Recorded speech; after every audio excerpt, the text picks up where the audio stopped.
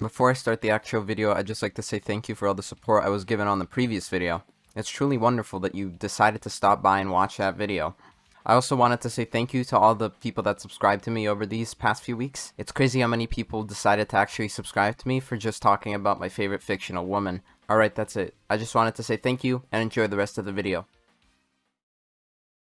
One of the most iconic anime to pop up over the last decade was Tokyo Ghoul, a psychological drama fantasy show that started a university kid named Ken Kaneki who went on a date with a beautiful girl, or so we thought.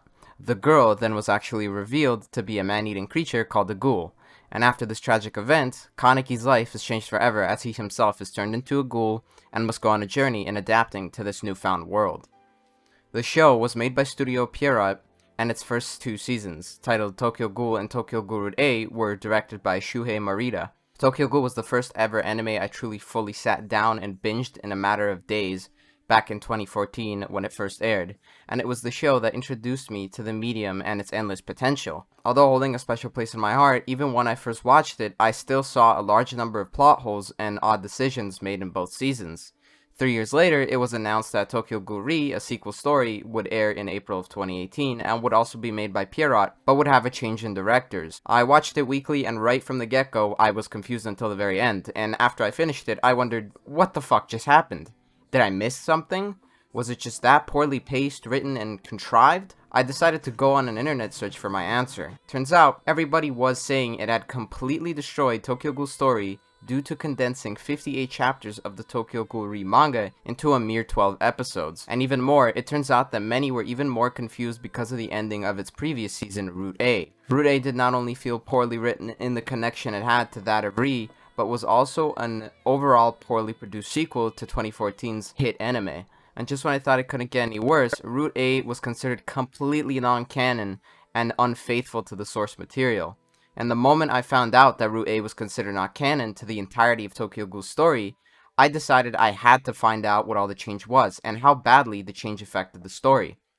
And so, in 2019, I made the decision to read the entirety of Tokyo Ghoul's manga, Re included. After reading it, I absolutely adored it. I thought, along with its author's use of a crude art style and constant mental questioning of its main character, I found it to be one of the most relieving stories I've ever read. And that after I read the manga, I felt robbed. I gained the same feeling fellow manga readers had. I was mad at the show I once loved. And so, my fellow viewers, today, right now, marks the beginning of the first part of how Tokyo Ghoul's anime failed in adapting an amazing story.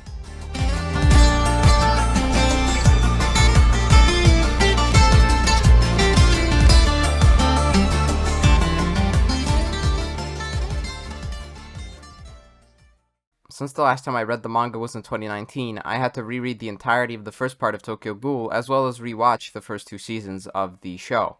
Tokyo Ghoul Re will not be discussed much, if not at all, because it's a completely different section of the story, and will have its own video discussing its anime and manga, hence the 1 out of 2 in the video title. And I don't mean this in any crude or antagonizing way towards those of you who did enjoy it, and still do. This is just my opinion as somebody who's read and loved the manga and has studied it to quite an extent. I've learned that the reason that Tokyo Ghoul's anime is considered bad among the community is because it's a poor adaptation. It's poor at respecting what makes the story good, especially its second season, Route A, which completely rewrites almost the entirety of the second half of the manga's story, and for no good reason at that. Likely one of the main problems that resulted in it being a poor adaptation is the studio in charge, Studio Pierrot. They're already known for using fillers in various popular shows to the extreme, as well as at times dipping in animation quality to the point of blasphemy. The studio's lack of care for both the author's original work as well as the animation is especially clear in Route A. And Jesus Christ, don't even get me started with Re's art style. There's no doubt that there were talented people present during the production, such as the production director and Sui Shida himself. You can see that talent through the first season being quite faithful to the manga's first 60 to 70 chapters of the story. However, as said previously, Route A is where it just completely falls apart and makes the first season's creation feel otherworldly. Therefore, in this video, I will be comparing as well as contrasting the first two seasons of the show with the original work's manga, and why it's just a bad anime, really. Know your fucking place, trash. Let's begin with something a little more basic and visually simple before we begin to talk about intricate narrative elements, shall we? I will shake it off and then Just beat the devil out of. Tokyo Ghoul's author Suishida brings a very unique art style to the manga, as the art looks crude and unforgiving, and also screams terror and instability, almost like the words on the pages themselves have gained a consciousness and became insane. Outlines have jagged and dark edges and feel like they can morph the character into a monster at any second. The anime, well at least the first season, does an okay job at this, but you can clearly see the downgrade the show went when comparing even the best scenes to those of the manga. And this is seen through the anime's creative decision of having the ghoul's external weaponized limbs, called kagune, being drawn colorful and color changing. Yet in the manga and story itself, kagune in and of themselves are not meant to be that, as they're actually an extension of a ghoul's organs. I believe it's supposed to be more like a breathing, moving, squishy, and hardened intestine. And I don't think anybody has ever stated this, but the red in the show, especially the blood, is also very bright. It's actually too bright and is oversaturated, almost making it cartoony.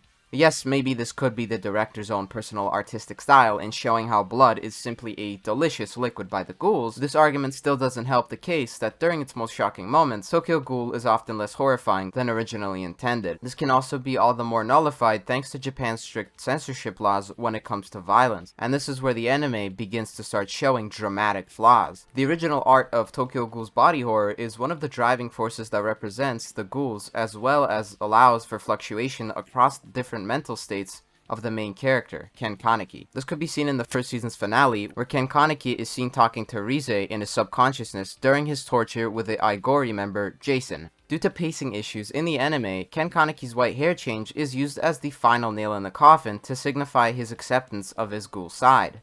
His ghoul side is visually represented through the previously mentioned ghoul that made him a ghoul in the first place, named Rize. The process of him accepting his ghoul side in both anime and manga is quite similar, as they both have Kaneki eat Rize in order to signify him consuming and becoming a ghoul. However, in the process of eating Rize in the anime, though beautifully vivid and symbolic, is extremely toned down and is too polished and clean.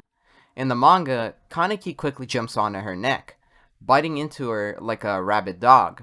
His line, "I am a ghoul," is also simplified in the anime, by having his hair suddenly turn all white be the transformation and acceptance of this fact. In the manga, his hair slowly deteriorates due to cell deterioration, made on his body from Jason's frequent torture sessions and having him constantly heal over and over. And instead in the manga, the "I am a ghoul" line is shown through a horrifying panel of Kaneki ripping into his face with his hands, his eyes slowly falling out in the process. The manga's more gruesome take on this line makes it all the more impactful due to the incredible sudden change Kaneki makes about himself. As prior, he was always doubtful about his existence as a ghoul, and it was shown through his actions and internal monologue in the manga. I don't mind the anime adaptation of this concept too much on its own, however, this simplification of slow and drawn out scenes of nothingness begins to become immensely pretentious and frequent in the second season, Route A, which begins to last minutes by the end of the second season for no good reason, as these minutes could instead have been used to give information to the audience.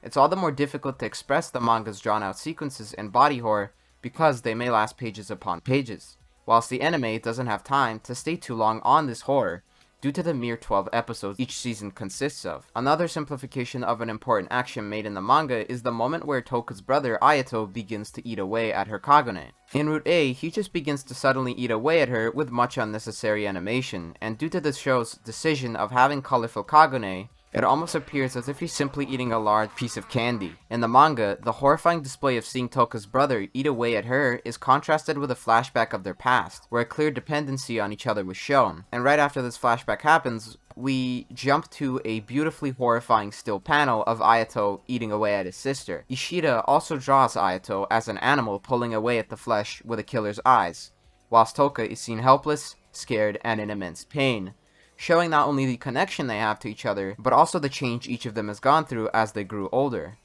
But in the anime, it's just made into a useless animated fight sequence that could have instead been used to show said past relationship between the two siblings. And those killers' eyes are just made into glowing red eyes, as I guess just using red eyes gets the point across of him being a bad guy much more easily. And it's much easier than creating a unique art style that fits the menacing and dark atmosphere of Ishida's drawings. Having visually important moments such as Ayato and Toka's relationship be turned into a simple fight removes any sense of personalized story the characters may have otherwise had. Furthermore, Route A in particular is much poorer in animation when compared to the first season. The Kochlia prison raid arc especially has the worst fights out of the entire season. The fight between Shachi and Kaneki is basically them constantly just quickly disappearing to signify their top speed, and that whenever they land a punch, it's basically just a still frame with no impact when compared to the intense and fluid counterpart of the same fight in the manga. Juzo vs the twins is also poorly thought out, as there are moments where the slow and jumpy animation creates spacing between characters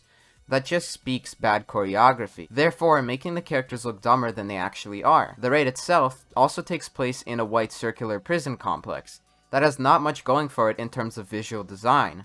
It's almost like it was instead used to suffice for fight sequences rather than lore practicality. This oftentimes leaves the environment looking empty, as characters just decide to only extend to a certain portion of the prison whilst the rest is just empty spacing. Thus, logical spacing is sacrificed for fights that are barely visually similar to their manga counterpart. But Route A does sometimes decide to show that yes, we do feed our animators once in a full moon. The only thing that stood out to me in terms of visuals in the entire season was the fight against Amon and Kaneki at the end of Route A, as the clash of Kaneki's Kagune against Amon's Quinky is especially satisfying to watch and has some of the cleanest camera movement I've ever seen. Anyways, there are so many more examples of absolute downgrades that worsen the story and visually displease the eyes. And if you have any that stand out in particular to you, then writing them down in the comments below would add for great discussion. However, the biggest downgrade, the one that truly altered many people's perception of Tokyo Ghoul, was having the entire second season be unfaithful to the manga. But why? Why would you do that? Why would you do any of that? I'd have likely given the show's animation and art style a pass if it at least got the one most important thing to any story right. This being common sense. I am aware that the story of Route A was somewhat originally drafted by Ishida himself. However, higher-ups caused the director, Shuhei Marita, to remove large aspects of the story. These drafts, although still weaker than the original manga's story, would have drastically added character as well as the overall more cohesive narrative into the next season, as well as would have had similarities to the manga's original story. An example from this draft may be the similar scene seen in the anime of Kaneki teaching Naki to write. As in the draft, Kaneki smiles afterward, whilst he's stoic and empty in the finished product. Leaving the smile out completely removes the canonical version of Kaneki, as in the manga, months after being tortured by Jason, Kaneki still has a kind side. It was merely balanced out by a murderous side, this being his Jason side. And thus I think Tokyo Ghoul Route A is one of the worst stories I have ever seen in an anime, as it mischaracterizes both the individuals as well as underuses them. It takes scenes from the original second half and completely removes their reason for being there. Had it at least created a comprehensible connection like Yoshida's drafts did, then it could have been a more realistic change and continuation of Season 1. I'm not blaming Yoshida nor Period, as I don't know the whole story of what the drafts were, and what the problems were in fitting them into 12 episodes. I'm merely criticizing a bad decision. It's also odd to consider this much of an anime original, as it has many events that lead to the same outcome as the manga, albeit with just much unnecessary filler in between, as I guess the filler is the anime original aspect. It constantly felt like they had the right idea and tried to be as similar yet different and abstract as possible. It's like reading a Wikipedia plot page of a film instead of understanding the importance of each moment being drawn out in the way it is in that film. And speaking of abstracting the story,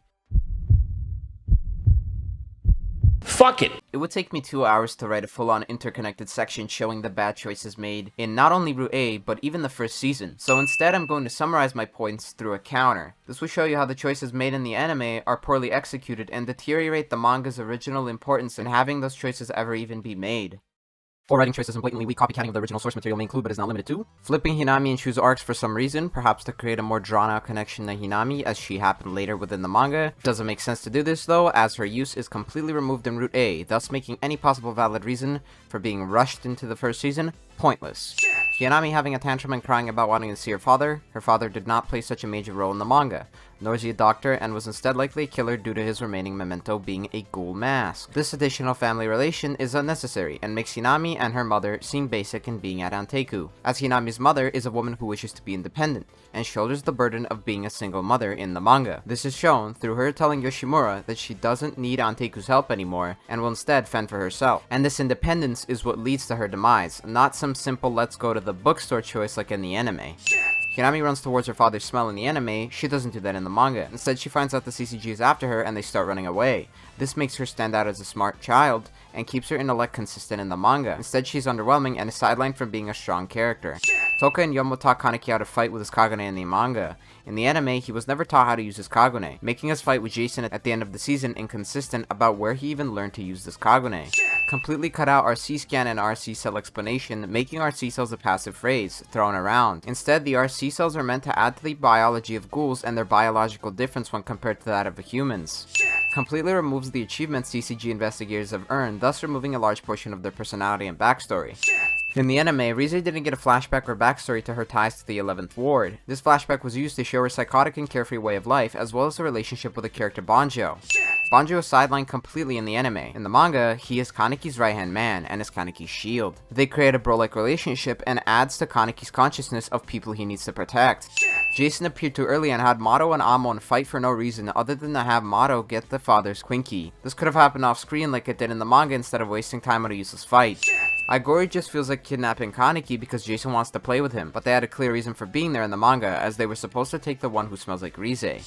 You never learn about the specialties of each Kagune type nor their origin. You also don't learn about how each Quinky is used to counter a specific Kagune type.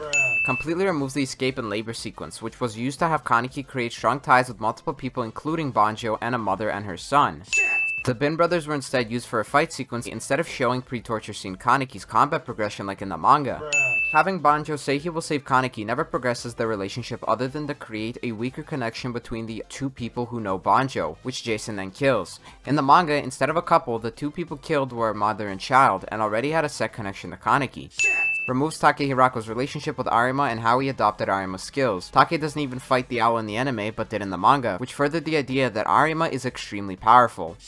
Never explained to us that Juzo wanted a Quinky. This explanation was used to explain how an investigator must first extract the Kagune from the Kakano before killing them in order to get their Quinky. Hide appeared outside the 11th Ward battle for no reason, instead of using this runtime to show how he was investigating with the CCG about Kaneki's whereabouts. Noro didn't take Ayato during his fight with Kaneki in the manga. Instead, Kaneki breaks half of Ayato's bones, resulting in Noro taking him. This is the first presentable proof that shows that Kaneki would never have ever thought of even joining Igori right after they mercilessly tortured him. Why does the Igori hideout collapse? Kaneki joining Igori completely removes any sense of emotion from the character. This also disrupts the 5 stages of grief Kaneki goes through, as originally his first white hair phase stood for anger. What does it stand for now? Edginess? In the manga, the moment Kaneki sees somebody affiliated with Igori, he almost goes berserk. This further supports how out of character the random change in decision of having him join Igori on Route A really is. Doesn't explain us what an errata is, where it came from, or how it's made. Gives a flashback to the first owl operation where Arima appeared, but forgets to give context and information to what the operation was about. Introduces a CCG special investigator meeting with various new investigators, but forgets to introduce who they are and what they specialize in. However, the manga gives information about where they came from and where they are now. Naki gets more screen time than Sachi, who is integral to Rize's backstory. Rize is only mentioned rather than revealed to still be alive and being held captive by Kano. Kaneki never found out that Rize was still alive like in the manga. Him finding out she's alive made him realize that he fully dedicated his strength to becoming a ghoul by supposedly consuming Rize. However, in the manga it's quickly overturned as Yomo says it was always him fighting, not his ghoul side, thus progressing Kaneki's constant need to grasp between his human and ghoul side. Kano's importance to Kaneki, the twin sisters, and artificial one-eyed ghouls is forgotten about entirely. Kaneki gets 1/3 of the entire season's screen time. Why did Igori break Naki out? Why was Naki being transported? Why did the twins attack Kaneki in the middle of the street? In the manga they were bodyguards of Madame A, and even Madame A got a backstory and a larger role to play. What the fuck? Hinami's relationship is now with Toka rather than Kaneki and Toka. Toka completely creates despair for Hinami by furthering Kaneki as an insensitive asshole. Hide notifies Toka about Kaneki's habit of putting his hand on his chin when he's lying, which he inherited from his mother, who, as a result of her lying, died of overworking. But you wouldn't have known that because the anime never shows her doing the same thing, thus confiscating the importance of Kaneki's unique trait used during important character-defining moments, especially in the show's sequel story. Route A completely removes Igori's true intentions/motives. In the manga, they wish to find Kana for some mysterious reason in order to show their extreme aspirations and goals. Black Rabbit investigation completely removed due to Ayato's useless presence in Route A's story. In the manga, Ayato being the Black Rabbit showed how he cared for Toka by covering for her crimes as the White Rabbit. Hinami has no relationship with Kaneki in Route A. In the manga, Hinami persistently keeps the sweet Kaneki active and prevalent. This is shown through the action of her getting a haircut from Kaneki instead of Toka post 11th Ward raid. Her asking Kaneki to give her a haircut shows the comfort she wishes to give to Kaneki. Yomo and Uta's backstory and connection is explored in the manga. The first season of the anime brings it up, but doesn't explore it any further in Route A.